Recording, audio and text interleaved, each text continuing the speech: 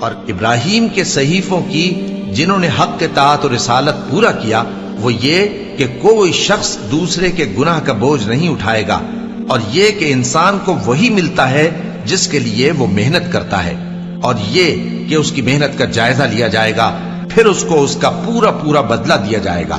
اور یہ کہ تمہارے پروردگار ہی کے پاس پہنچنا ہے، اور یہ کہ وہ ہنساتا اور رلاتا ہے، اور یہ کہ وہی مارتا اور جلاتا ہے، اور یہ کہ وہی دونوں جوڑے یعنی نر اور مادہ پیدا کرتا ہے، یعنی نطفے سے جو رحم میں ڈالا جاتا ہے، اور یہ کہ قیامت کو دوبارہ اٹھانا اسی کا ذمہ ہے، اور یہ کہ وہی دولت مند بناتا اور وہی مفلس کرتا ہے،